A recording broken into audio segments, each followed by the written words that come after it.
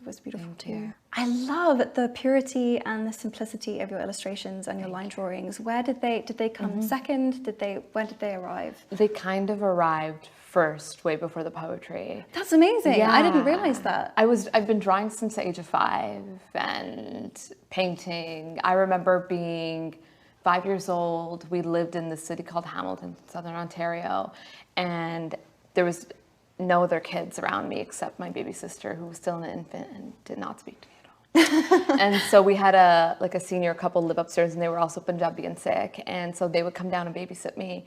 And I remember that they would bring down like markers and pens, and then they would take the jewels off of my mom's like Punjabi suits, and we would make elephants and shapes, and that's when my love affair with art got started. And so I consistently drawing and painting, and that's what I wanted to do until I found writing, and writing just took my breath away. It was like louder and it was sexier, and there was something about it. It was something about the way that the mic picked up my voice that was so electrifying.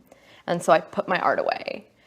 And I started to publish online, and it wasn't until I realized that I want to do something a little bit different.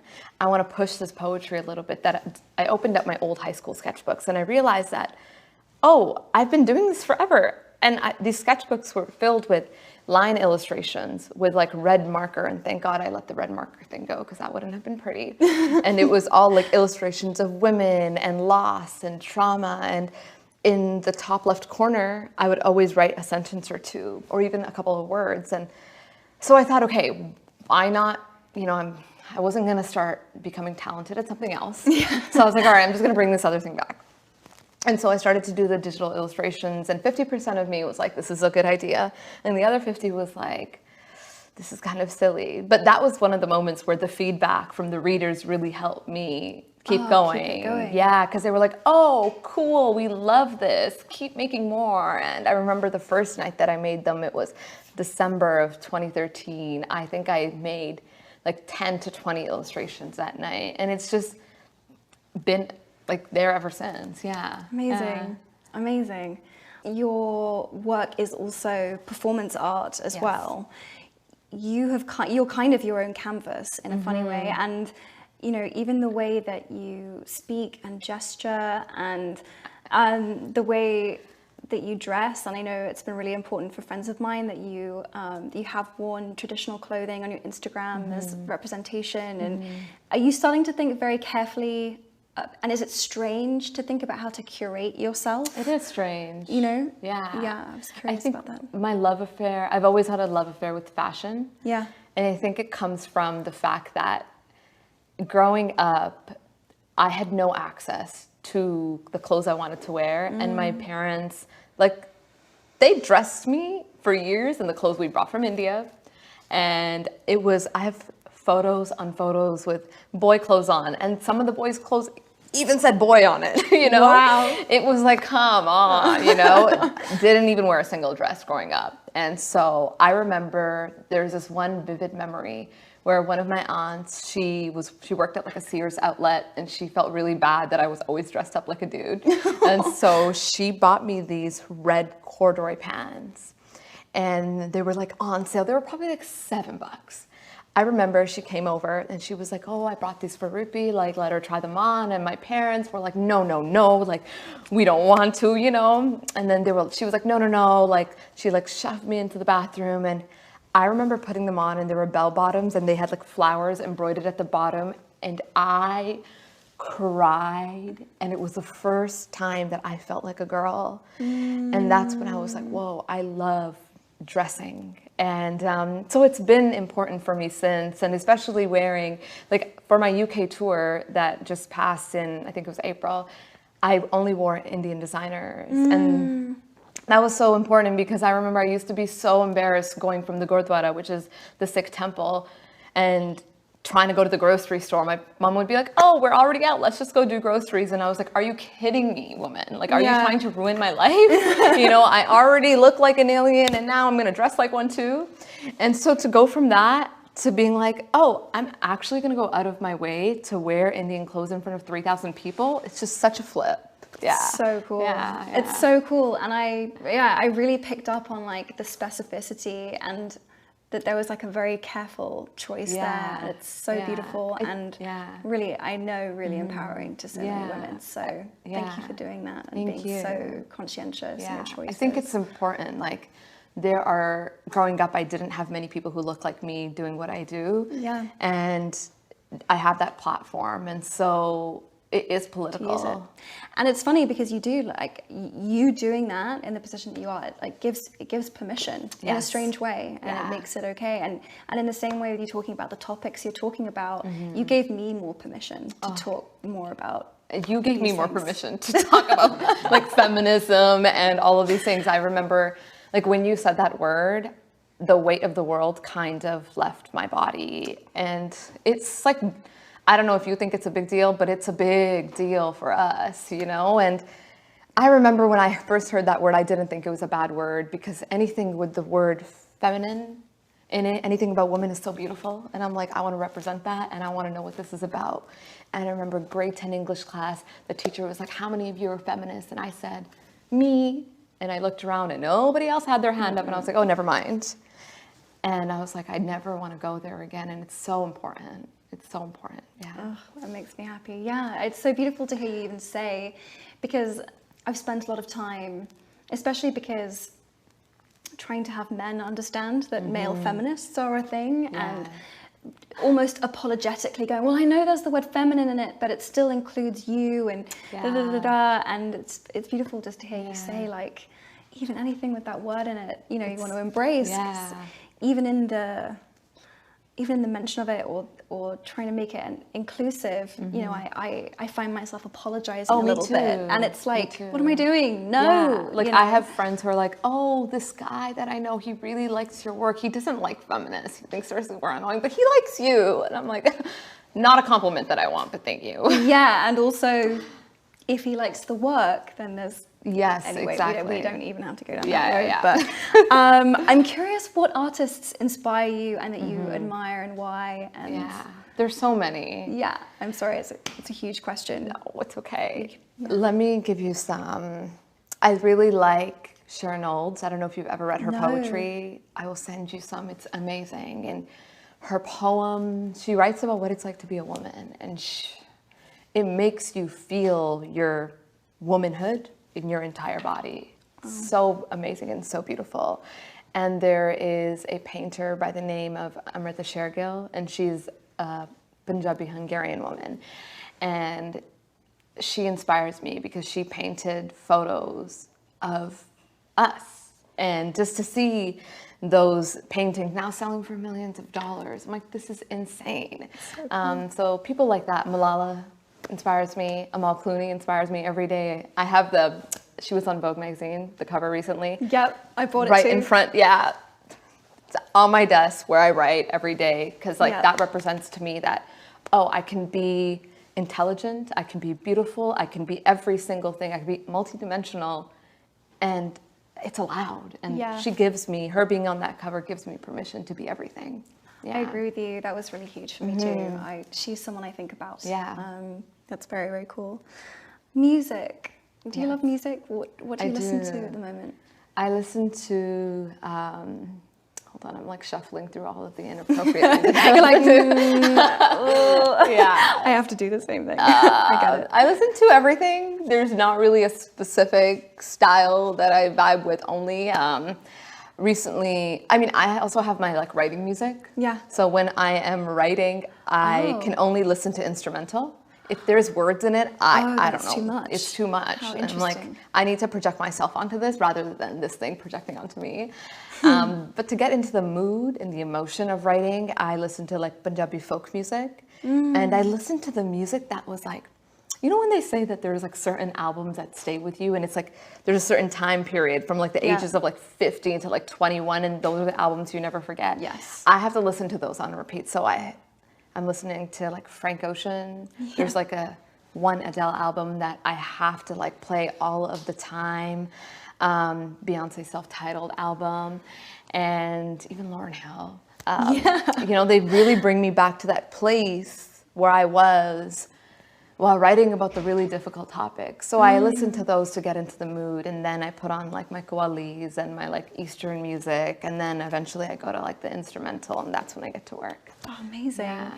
You're obviously drawing from a particular period of your life, and that's where you're writing from, but has the experience of fame and everything that has come from what the original work inspired, do you think that that's taken you on even more of a journey and you might draw from that? I think I should. I think it's a really weird experience, and no one really asked me that question, and I never talk about it because I'm like, nobody wants to hear me complain about that. But it's a weird, unnatural juxtaposition in your body. And I haven't figured it out yet, but I know that I need to write about it. But it was difficult to go from, being 19, 18, and 21 and writing about the topics I wrote about in Milk and Honey. And then suddenly this beautiful thing that the universe gave me, it took me to a place of stability and safety. And then I was like, I should have been happy, but instead I was very confused because stability and safety were not the norm that I grew up in, and they were not ever around. And suddenly I had to write from a place of that, and I couldn't write. And I had to teach myself to write from that place. And I still haven't fully figured it out yet, but it's like years in the making, For like 2 decades, I was writing from a place of fear. And now to be writing from a place of power, I'm still learning how to figure that out. Yeah.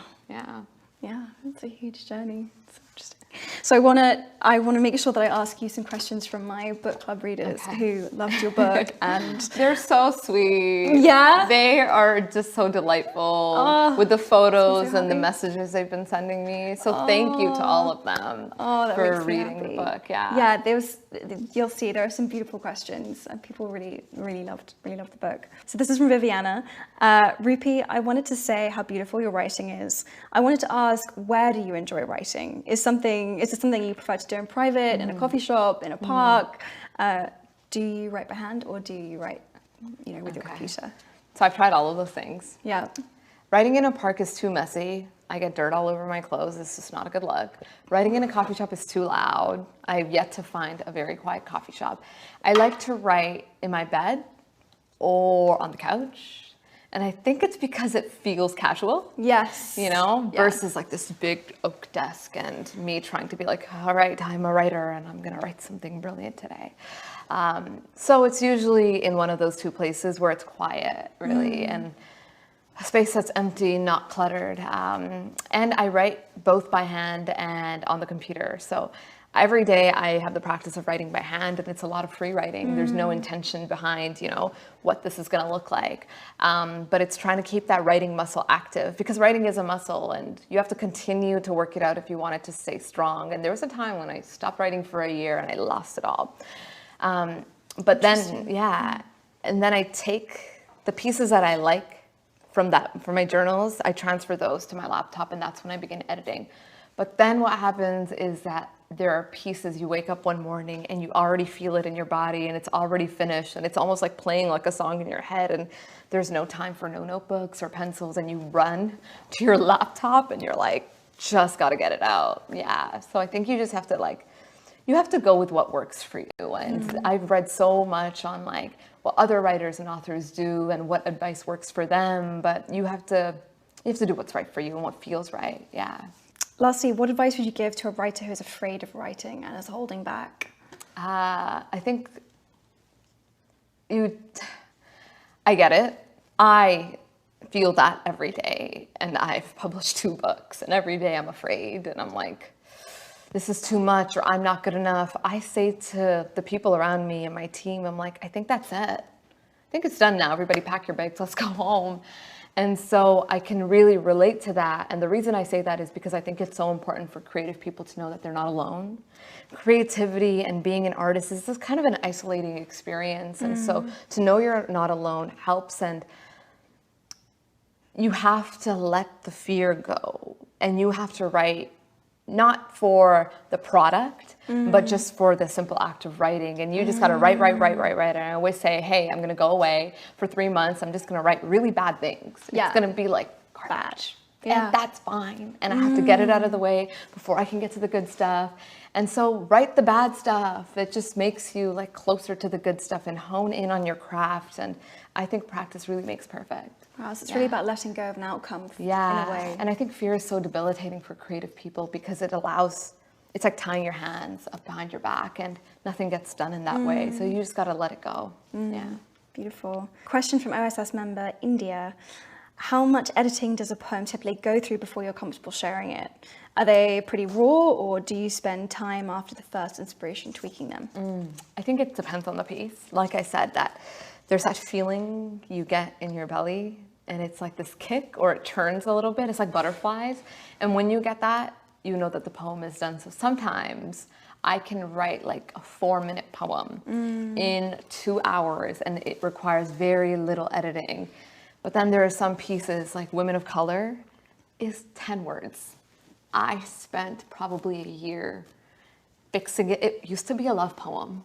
Wow. And it became Women of Color. And so you just can't stop until your gut says it's done. Yeah. No rights. I read Milk and Honey last summer, the month of my sexual assault. And as a trans boy who at the time was 15 years old, felt so alone, Milk and Honey really inspired me to seek help. Thank you so much for being the light I needed to get help, Rupi. My question for you is, what was the hardest thing about writing the book? What was going through your mind while you were writing it? Much love. The hardest thing about writing the book. Milk and Honey wasn't hard to write because I wasn't writing Milk and Honey. I was just writing because I loved it so much, and it's this thing that took over my body, and it was kind of like, almost like I was addicted to writing at that time. I would steal away any moment. I was in university and my friends were out partying, and I was like, all right, hold on, just one more line, you know? Wow. And it was just this love affair that I had. And it wasn't till really the collection was done that my readers asked me for a book. I never, ever imagined, I'm a huge book lover growing up, and I've read like hundreds of books, but never thought it could be me. But when they said, hey, where can I purchase your book? That's when I was like, oh, okay, I guess I can do something with this. And everything was already done. So it was very easy to like put it all together. But the pressure I felt actually during the second book. And I think because there's like this intention of, I'm gonna like go on this journey and write a book. And so I think you just have to take it easy and take it one day at a time, and it doesn't have to become this whole giant confusing thing. And I just take it one page at a time. Yeah. Beautiful. One from Devon. Reading about the tensions between you and your father was heartbreaking for me because I always felt very close to my own dad. And I don't like imagining it any other way for us. My question is, did this book impact your current relationship with your father in any way? It definitely did. My dad is, he's going to watch this and completely hate me afterwards. He's going to go, why? You need to tell me these things before you say them. He is very sensitive and he's very emotional, but you could never see that because he has this exterior that is so rough and it's so tough, and he doesn't know how to communicate emotionally, verbally, anyway. And so he was always this scary figure in my life.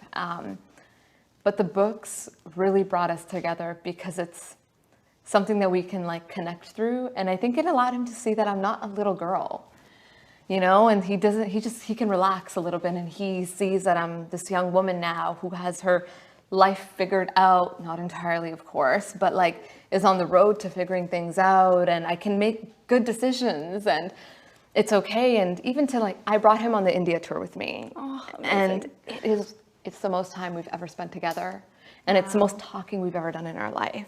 Wow. And so it was really, really emotional. There were many days where I was crying on planes and in hotel rooms because I'm like, I can't believe this is happening. And I was able to see my father as a man and not my father for the first time. And it was bittersweet because it was like amazing that that was happening. But I was like, wow, it took 25 years to get here. That's a long time. And so it's definitely helped a lot. And, you know, we talk about art and poetry all of the time now. So it's nice. Oh, yeah. That's great. That's awesome. Colette has a question. What has been the most impactful experience for you since Milk and Honey was published? I think just meeting people who read the work and connect with it so much, because people always ask her, like, oh my God, how does it feel? Like, you're going to all these places and doing all these things. You must like wake up just being overjoyed every day. And I'm like, not really. I mean, it's good. It's amazing. It's normal. But I'm not like, this is crazy, because it's just, maybe because I'm on this train and it's going super fast and none of it feels real. That's the problem. I feel like it's all happening to like my twin sister, and she just like never shows up, so I have to show up for her and do the talking for her. But then I meet people